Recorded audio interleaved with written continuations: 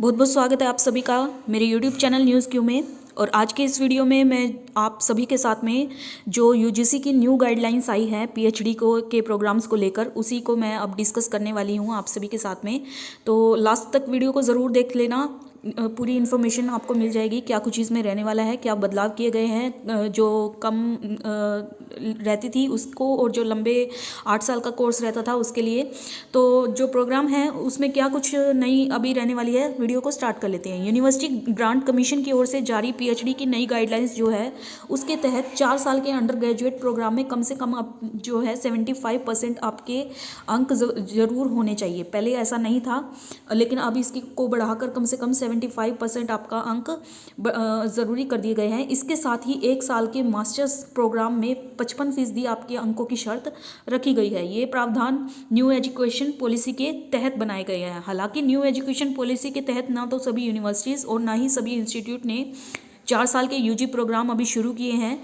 ये प्रोग्राम अभी शुरू नहीं हुए हैं, बट जैसे ही शुरू होंगे ये प्रावधान आपके लागू हो जाएंगे। अभी तक यह पॉलिसी डेलिब्रेशन स्तर पर ही है।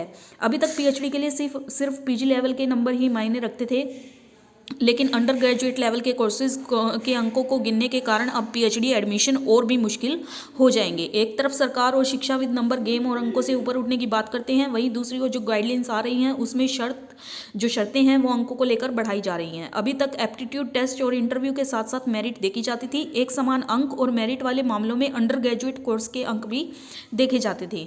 इन अंकों के आधार पर मेरिट तैयार होती थी, लेकिन अब नियमों में बदलाव होने के कारण कम से कम 75% अंक अब जरूरी कर दिए गए हैं। ये बता दूं कि देश के लगभग सभी इंस्टीट्यूट में 60% आपकी फर्स्ट डिवीजन मानी जाती है। अधिकतम कोर्सेज में एडमिशन की मिनिमम शर्त जो रहती है वो 55% है, उससे अधिक ही है। हालांकि एडमिशन हमेशा मेरिट पर ही होती है और ज़्यादा अंकों वालों को ही तरजीह दी जाती है। पीएचडी की जो न्यूनतम अवधि है उसमें अभी किसी तरह का कोई बदलाव नहीं किया गया है। ये भी जान लेना आप सभी के लिए ज़रूरी हो जाता है, क्योंकि ये जो गाइडलाइंस आई है अभी जो आगे कोर्सेज आएंगे न्यू एजुकेशन पॉलिसीज़ के तहत उनमें बदलाव होगा, तभी ये नियम जो है वो लागू होने वाले हैं। तो पीएचडी की जो न्यूनतम अवधि है उसमें कोई बदलाव नहीं किया गया है। ये 3 साल की थी और 3 साल की रहेगी, और 6 महीने का जो कोर्स का वर्क फ्रेम है वो रहेगा। 2 साल का सशर्त आपको एक्सटेंशन दिया जाएगा, और विवाह नियम जो पहले थे वो पहले वाले ही हैं। अधिकतम 8 साल के अंदर पीएचडी खत्म होती ही है।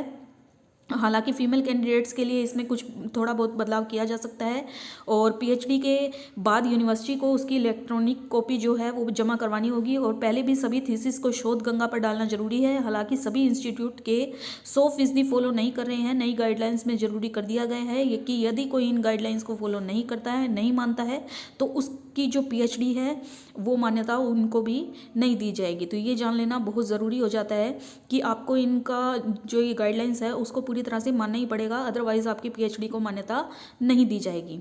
इसी तरह की रेगुलर अपडेट्स आपको मिलती रहेंगी। तब तक के लिए धन्यवाद। चैनल को सब्सक्राइब करना ना भूलें।